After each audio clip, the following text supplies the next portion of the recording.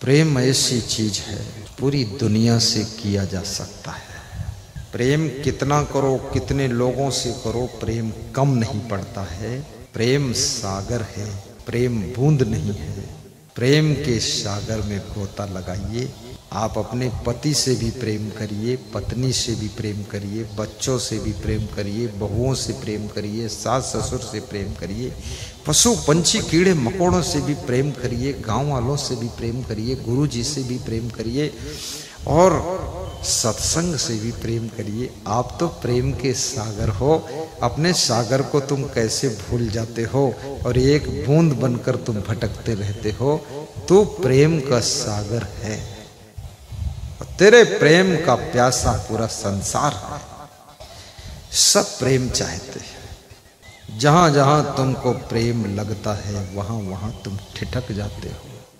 जो रिश्तेदार तुमसे प्रेम अधिक करता है उसके यहाँ तुम अधिक जाते हो। जो रिश्तेदार प्रेम से नहीं बोलता उसके यहाँ तुम नहीं जाते हो। और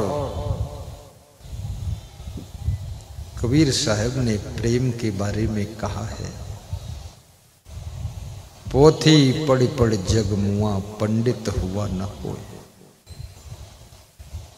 2.5 अक्षर प्रेम का पढ़े सो पंडित होए। कबीर की परिभाषा में पंडित वह है जो प्रेम से जीवन जीता है, जो दूसरों के प्रेम को समझता है और स्वयं सबसे प्रेम रखता है और जो प्रेम को तोड़ता नहीं है। और जो व्यक्ति प्रेम में वासना के विष को प्रवेश नहीं होने देता है, जो व्यक्ति प्रेम में अपने स्वार्थ को हावी नहीं होने देता है, कृष्ण कहते हैं वो व्यक्ति साधारण नहीं है, वो व्यक्ति महापुरुष होता है जिसके प्रेम में वासना न प्रवेश करे, जिसके प्रेम में स्वार्थ न प्रवेश करे, जिसके प्रेम में परमार्थ और धर्मार्थ और सेवार्थ का भाव प्रवेश रहे। वह प्रेम मंदिर है, वो प्रेम ही पूजा बन जाता है। जोरदार ताली बजाएं।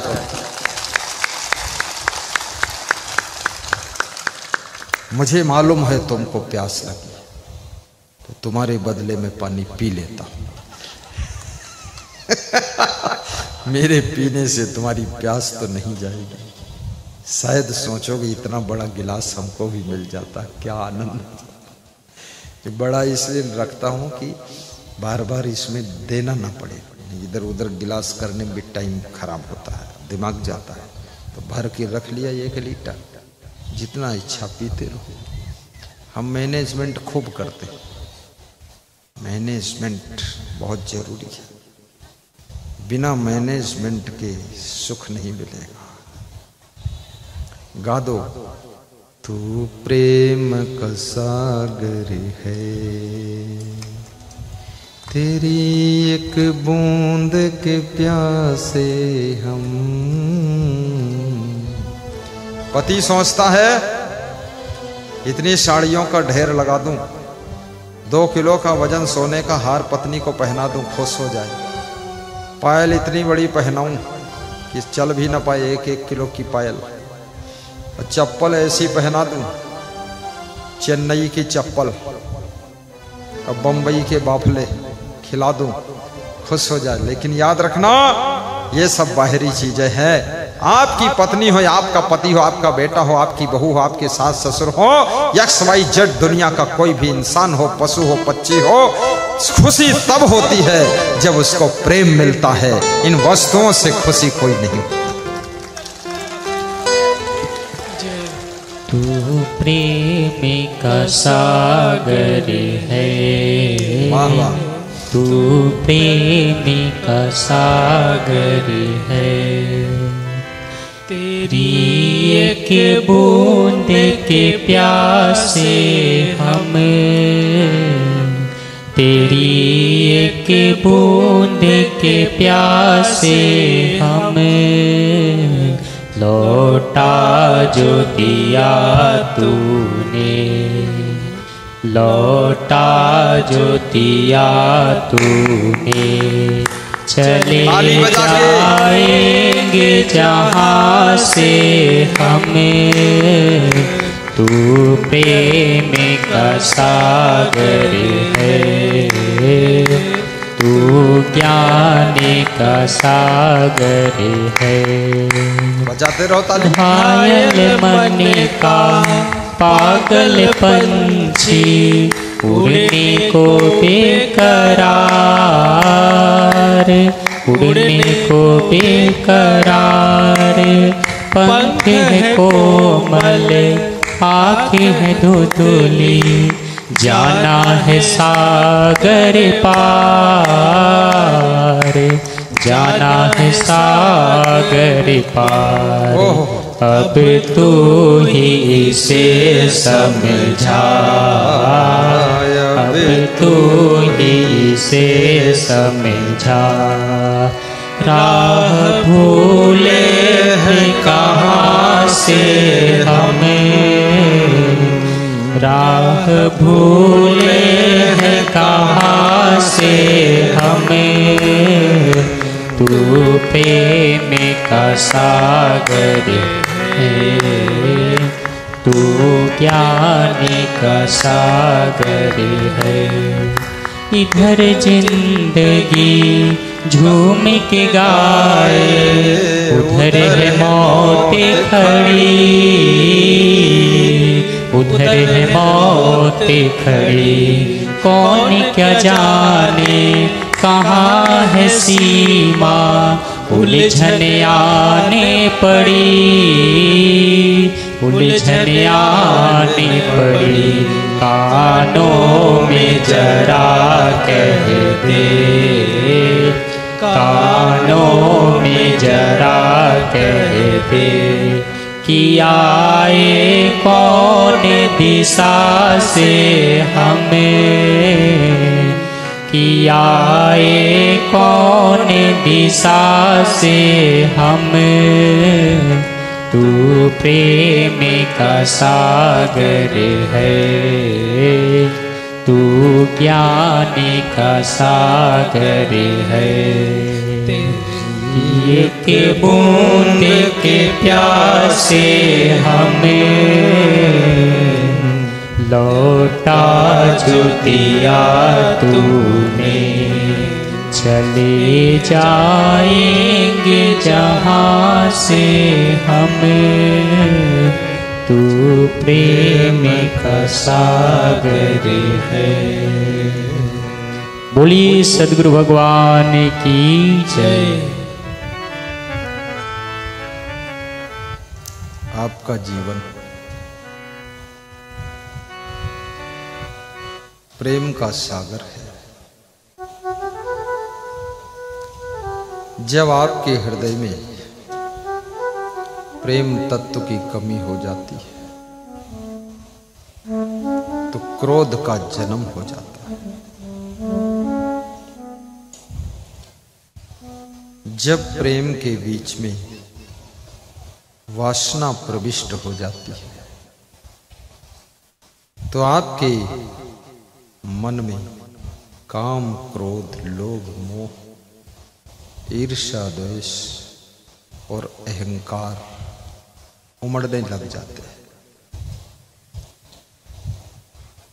प्रेम को प्रेम के रूप में सुरक्षित रखना बहुत बड़ी चुनौती है, कसौटी है।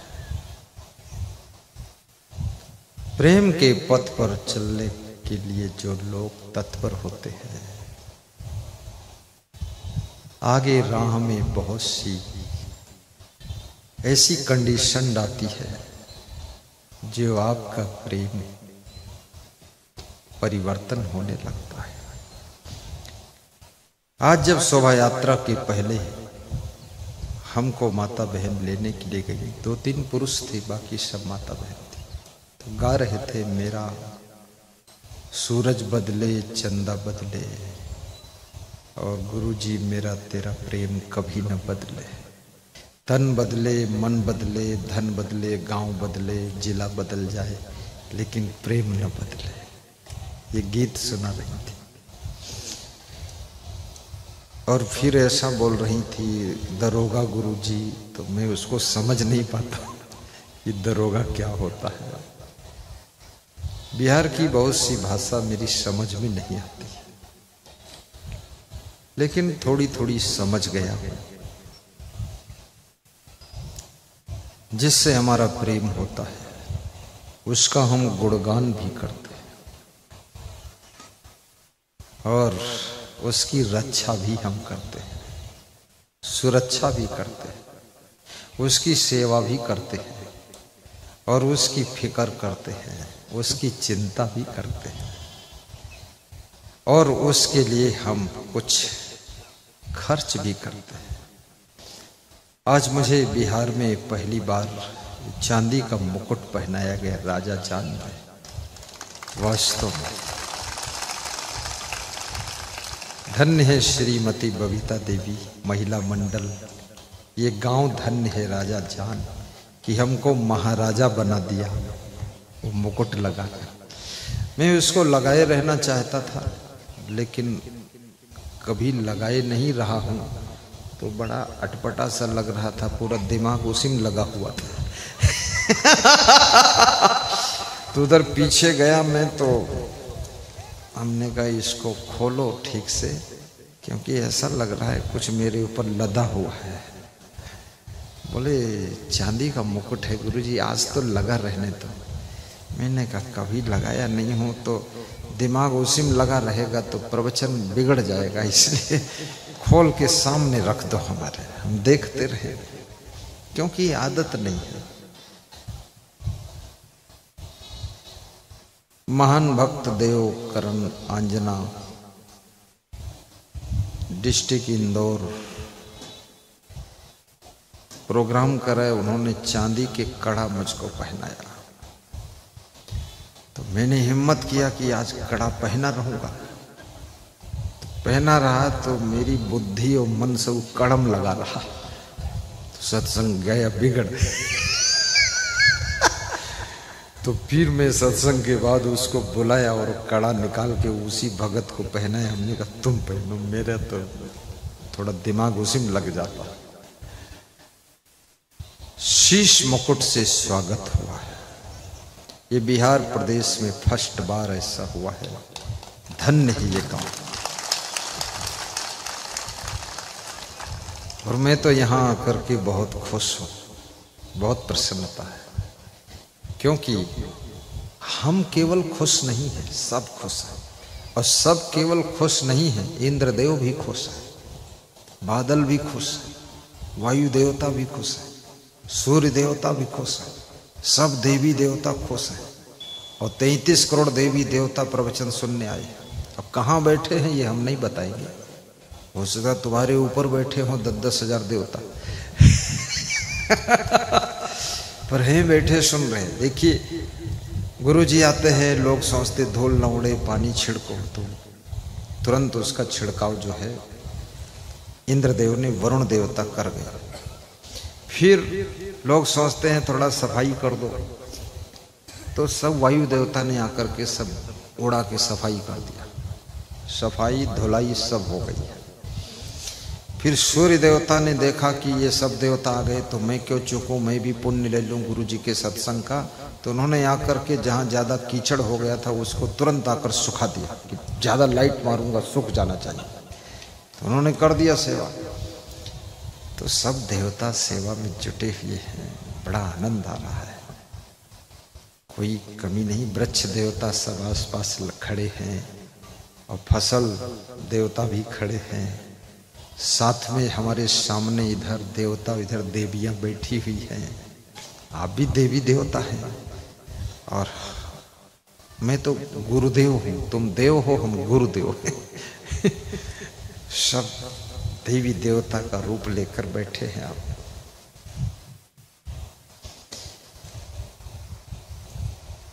त्वमेव माता च पिता त्वमेव त्वमेव बन्धुश्च सखा त्वमेव त्वमेव विद्या च द्रविणं त्वमेव त्वमेव सर्वं मम देव देव। त्वमेव सर्वं मम देव देव। गुरुर्ब्रह्मा गुरुर्विष्णु गुरुर्देवो महेश्वर गुरुर्साक्षात् परब्रह्म तस्मै श्री गुरुवे नमः। तस्मै श्री गुरुवे नमः। या देवी सर्वभूतेषु शक्तिरूपेण संस्थिता नमस्तस्यै नमस्तस्यै नमस्तस्यै नमो नमः।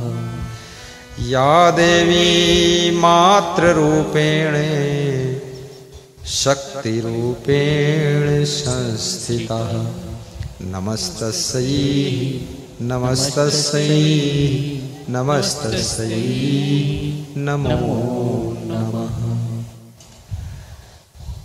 स्त्रियों में देवी का रूप बताया गया है।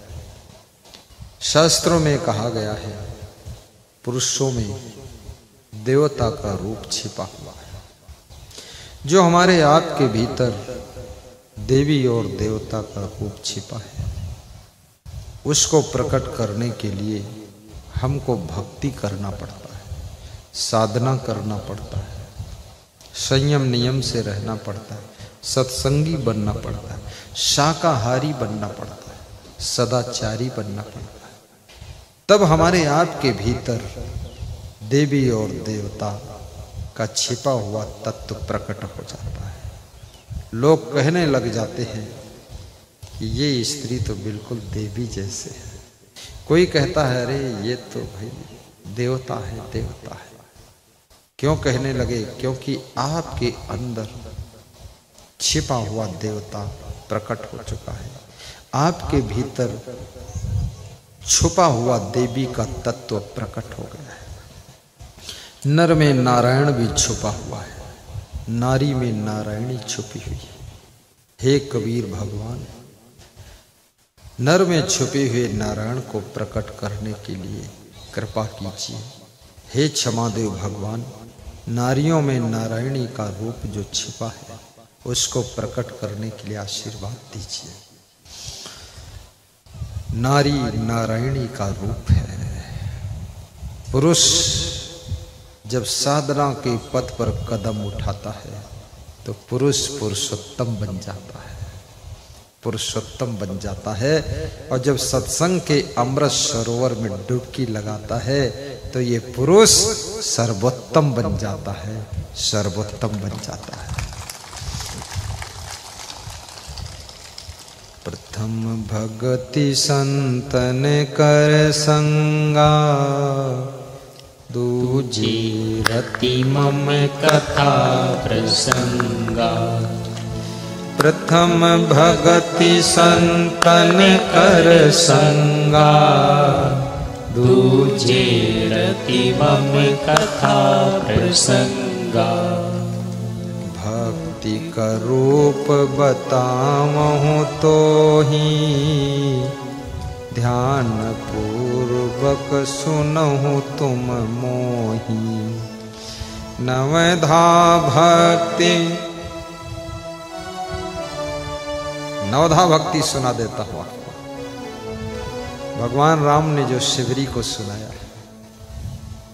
नवधा भक्ति कहूँ तो ही पाही, सावधान सुनो धर्म मन माही। जाति पाति कुल धर्म बड़ाई, धन बल परिजन गुण चतुराई।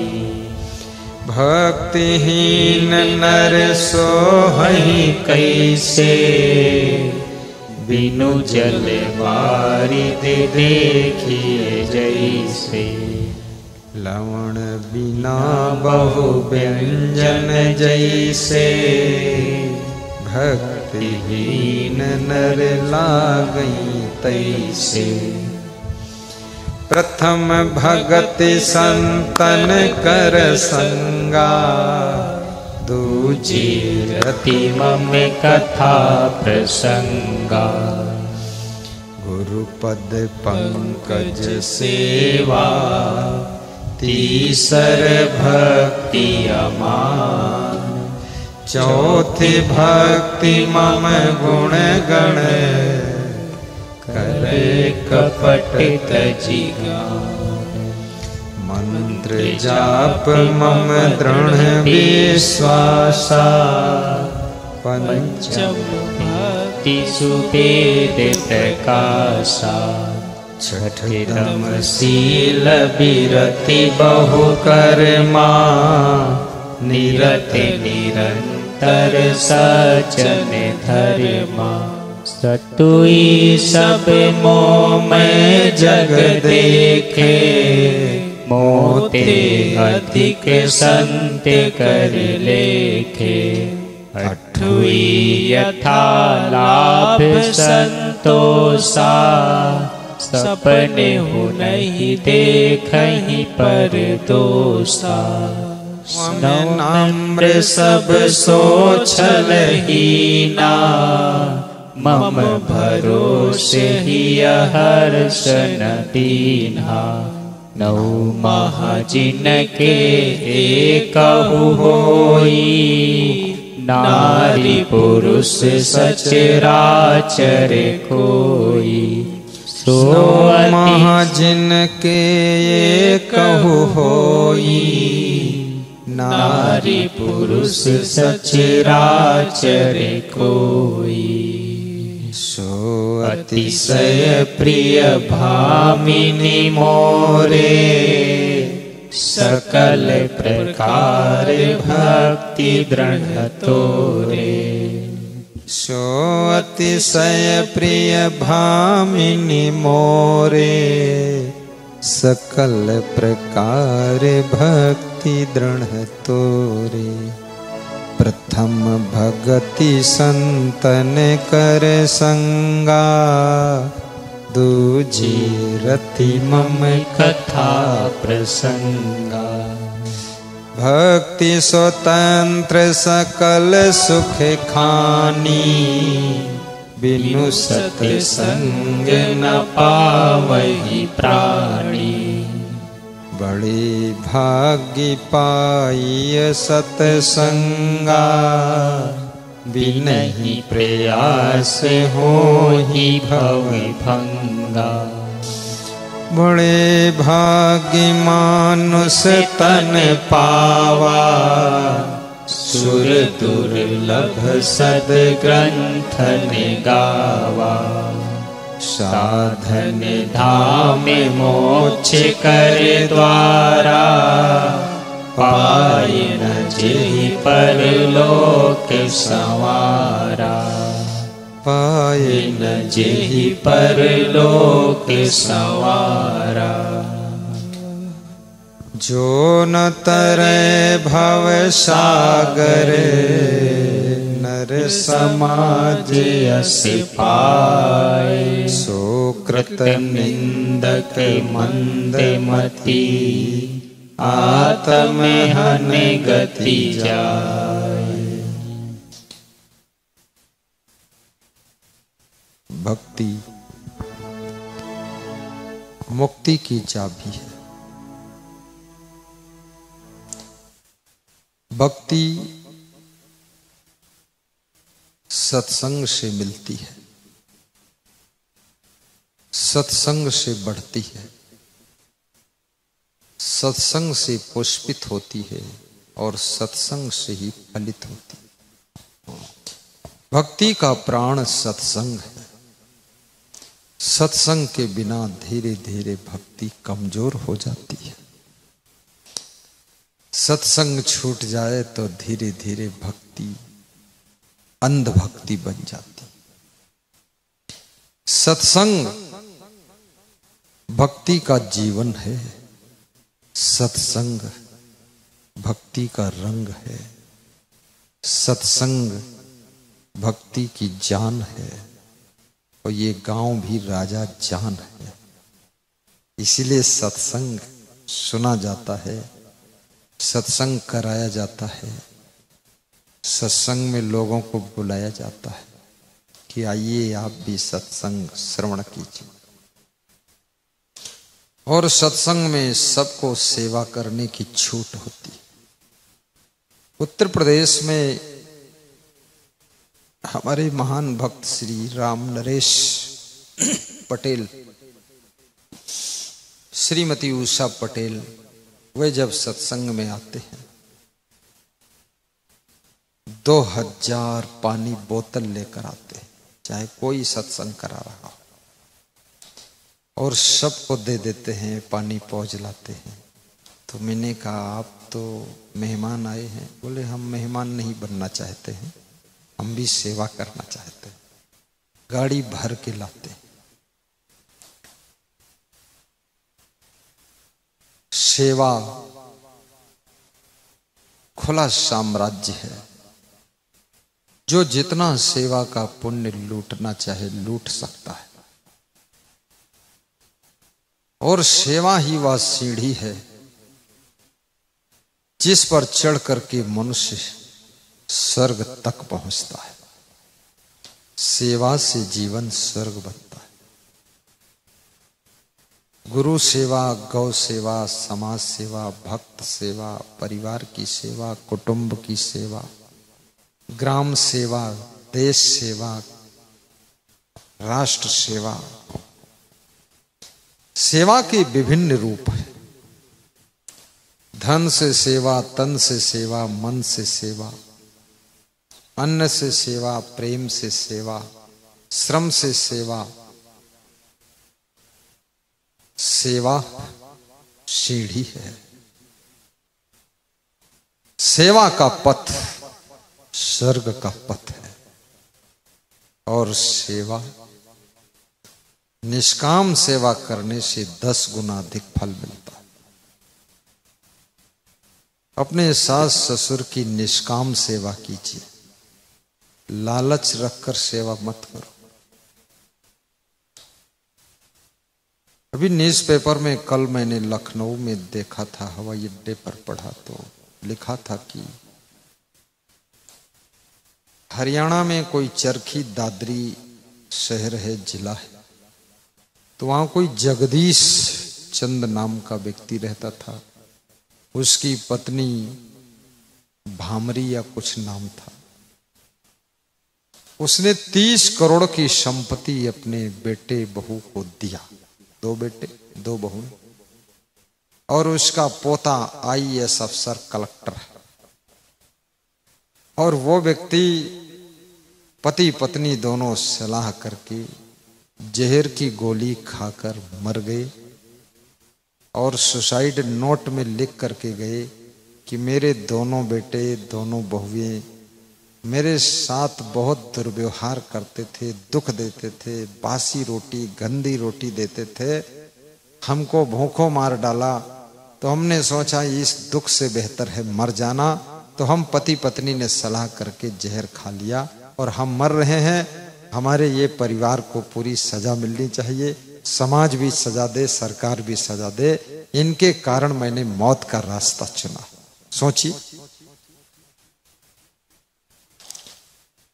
ये कहानी जो ही मैंने पढ़ी तो मेरे को बड़ा धक्का लगा कि IAS करना बेकार, BA करना बेकार, डिग्री लेना बेकार। अरे कम से कम पढ़े हो, लिखे हो, समझदार हो। एक एक कुत्ता पाल के सब बैठे घर में। कुत्ता जिसने 1 करोड़ संपत्ति भी नहीं दिया और उसकी टट्टी रोज उठाते, रोज रस्सी में बांध के उसको टहलाते। और बाप ने जिसने 30 करोड़ की संपत्ति दिया उसको रोटी नहीं देते, कुत्ते को दूध पिलाते। ऐसे मूर्ख लोग हैं। प्रेम नहीं, कहां क्या करना चाहिए। आपके पिता यदि कभी कठोर भी बोल दे, सह करके भी सेवा करता। आपकी सासू थोड़ा चिड़चिड़े स्वभाव की है, ध्यान मत दो, आप सेवा करते। लात मारने वाली गाय को भी चारा खिला करके दूध दूह लिया जाता है, तुमने सास ससुर का दूध भी धो लिया, 30 करोड़ रुपया लिया, 30 करोड़ की संपत्ति, और फिर उनको लात मार करके एक रोटी नहीं दिया, आत्महत्या करना पड़ा। ऐसी बेशरम बहू, बेशरम बेटों को मुंह दिखाने लायक नहीं। क्यों नहीं सेवा करोगे सास ससुर की? क्यों नहीं माता पिता की सेवा करोगे? सरकार को भी इस व्यवस्था में परिवर्तन करना चाहिए, और माता पिता को भी सारी संपत्ति। ऐसी कंडीशन है तो आप अपने बेटे बहुओं को देते क्यों? आप हमको उसमें से देते, 2 करोड़ दान करते, हम गारंटी के साथ सेवा करवा देते, ताजी गर्म रोटी खिलाते।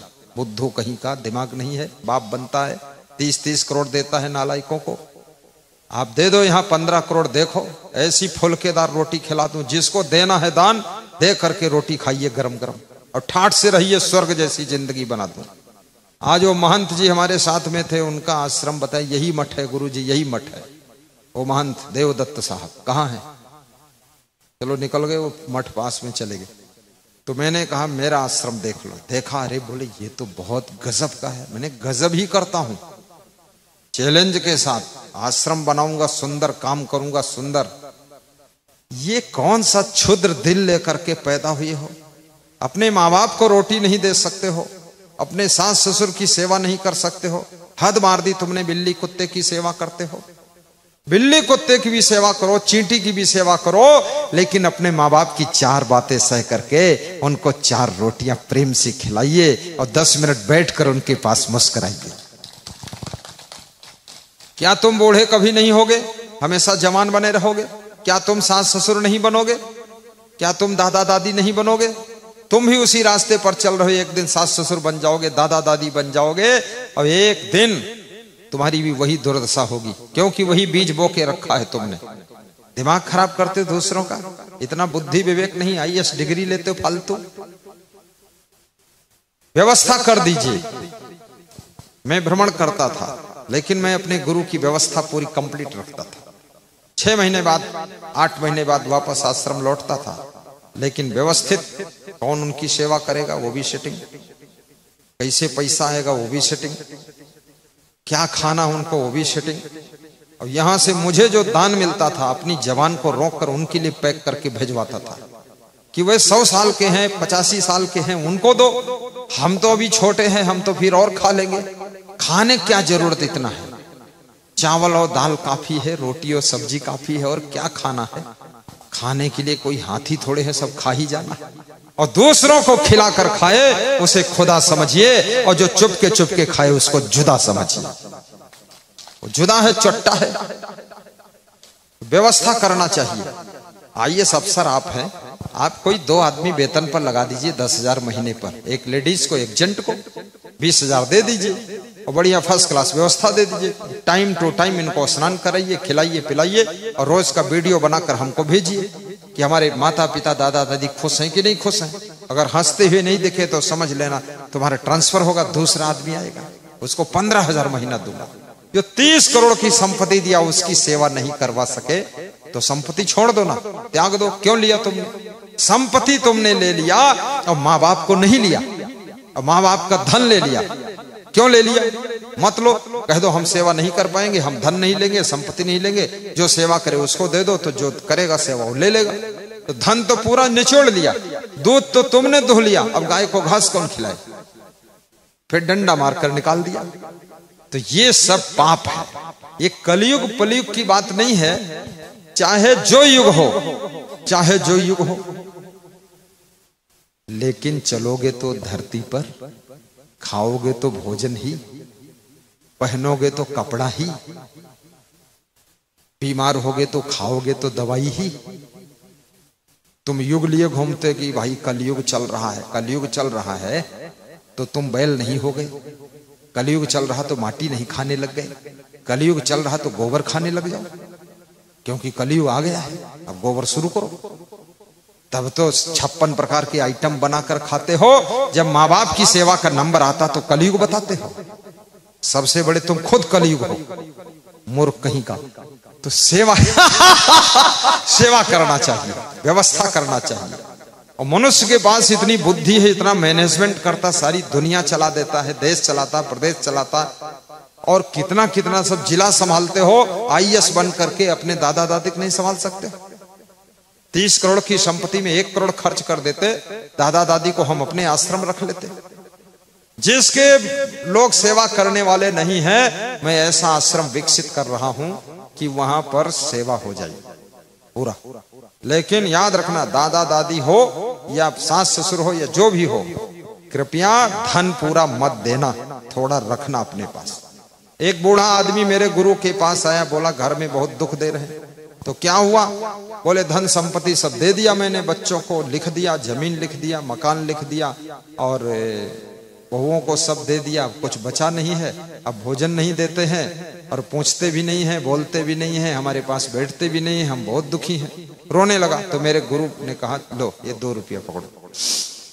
2 रुपया लिया, वो भी सिक्का दिया, ये लोहे वाला सिक्का, चांदी का सिक्का, 2 रुपया दे दिया। कहा इसको ले जाओ, सब दुख मिट जाएगा। अरे बोले 2000 था, उससे नहीं मिटा, 2 लाख से नहीं मिटा, 2 करोड़ से। बोले जो बताऊं वो करना, इसको ले जाइए और कमरा बंद कर लेना, खिड़की भी बंद कर लेना, ऊपर रोशनदान खुला रखना, और रात भर ये 2 सिक्के गिनते रहना, चांदी के सिक्के। 1 2 3, एक डालो, उसके ऊपर दूसरा डालो तो बोलो 2, और फिर वो उठा करके उस पे डालो, बोलो 3 4 5, ऐसे लाख तक गिनो रात भर में। सोना मत आज। और सिक्के पर सिक्का डालना, आवाज हो, खनकना चाहिए। उसने रात भर गिना बुढ़े ने। तो सवेरे बेटे बहू ने पूछा कि पिताजी, ससुर जी, अभी भी पैसा है तुम्हारे पास? कितना है? बोले रात भर गिना हूं, पूरा गिन नहीं पाया, इतना है। तो किसको दोगे सास ससुर जी? जो सेवा करेगा उसको दे देंगे। 3 बहुएं थी, तीनों कंपटीशन पर सेवा शुरू कर दिया। कोई काफी ला रही है, कोई चाय ला रही है, कोई पराठे और सब्जी ला रही है, कोई खीर पूड़ी ला रही है। वो बूढ़ा और बुढ़िया दोनों खा खा कर तंदुरुस्त हुए, चमक गए। बोले जय हो क्षमा देव भगवान की, जय हो गुरु की। 2 रुपये में सब कमाल हो गया, और 2 करोड़ दे दिया, कुछ नहीं हुआ। तो कब दोगे? बोले अरे मरने से 1-2 दिन पहले दे दे। वो बुढ़ा 10 साल जिंदा रहा, 10 साल खूब माल खाया, खूब उड़ाया, हलवा पूड़ी, और 10 साल बाद मरा। तो लोगों ने उसकी लाश को बाहर निकाला कमरे से और देखा, भाई देखो कहाँ पैसा है, रात भर गिना था, लाखों चांदी का सिक्का। तो देखा, अलमारी खोला, उसमें 2 सिक्के निकले। फिर टांड पर देखा, उसमें कुछ नहीं मिला। फिर और नीचे देखा बेड के, वहां कुछ नहीं मिला। बेड के अंदर देखा, कुछ। गद्दा फाड़ कर देखा, उसमें कुछ नहीं मिला। रजाई फाड़ा, उसमें कुछ नहीं मिला। बोले कहाँ चला गया? बोले खोदो, कमरा खोदो, 5 फीट गहरा खोद दिया, उसमें कुछ नहीं मिला। बोले लक्ष्मी चंचल होती कहीं चली गई होगी। ओ बुढ़ा माल उड़ा के चला गया। अरे बुढ़ों के पास भी तो बुद्धि होना चाहिए, थोड़ा विवेक होना चाहिए, संतोष भी होना चाहिए। ज्यों ज्यों उम्र ढलने लग जाए, बोलना कम कर दीजिए, चिड़चिड़ा स्वभाव बंद कर दीजिए, प्रसन्न चित्त रहिए, संतोष रखिए, सहनशीलता रखिए, बकवास मत कीजिए, बेटे बहू की बुराई मत करिए, निंदा मत करिए, गुस्सा मत करिए। सेवा कराने वाला स्वभाव भी बनाना पड़ेगा, सेवा कराने वाली वाणी भी बोलना पड़ेगा। और जहर उगलोगे अपनी वाणी में तो याद रखना बेटे बहू भी आत्महत्या कर लेंगे। इसलिए माँ बाप को भी सावधान होना चाहिए। ज्यादा गर्म दिमाग मत रखिए, ठंडे रहिए। दादा दादी भी ठंडे रहें, बिल्कुल आइसक्रीम बन जाइए, कुल्फी बन जाइए। ज्यादा क्रोध करने से संबंध बिगड़ते। बहुत गाली दोगे, बहुत ज्यादा कुछ करोगे तो कितना सहेंगे वो लोग। दुखी होकर के बहू भी चली जाएगी मायके वापस। गाली देने का अधिकार नहीं, गाली मत दीजिए, प्रेम से रखिए और प्रसन्न रहिए और कहिए कि बहुत अच्छा, मेरा भंडारी भोजन बना के लाता। हम उससे रोज बोलते हैं, अरे बहुत अच्छा बनाया, बहुत सुंदर, ठीक, अच्छा, खुश। 3 घंटे बनाया, मेहनत किया और तुम खुश भी नहीं हो रहे। पत्नी को भी धन्यवाद देना चाहिए, भोजन बनाए, मुस्कुरा कर खाइए, कहिए अरे आप ना होती ऐसा भोजन खाने को नहीं मिलता। अरे ये क्या, सबके घर में यही बैठी सब खा रहे हैं, लेकिन बोलो तो कम से कम खुश तो करो उसको।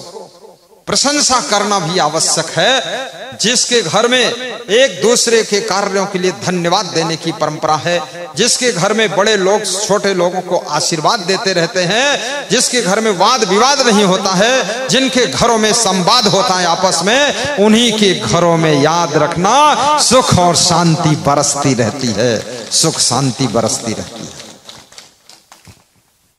आप सोच रहे थे गुरुजी क्यों खड़े हुए?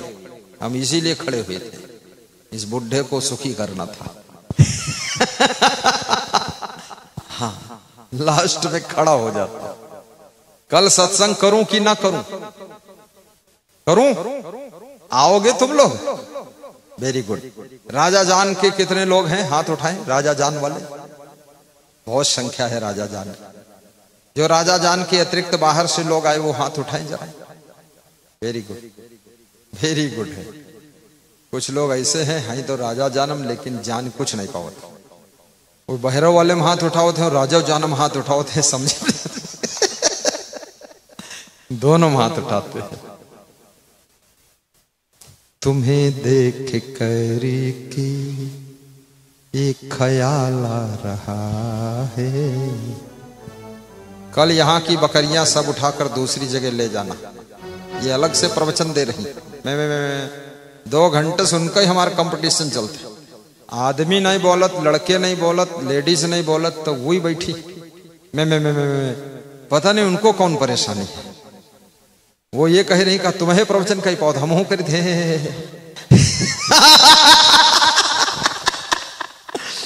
इनको हटा देना यहां से, कल पूरा पकड़ के ले जाओ दूर।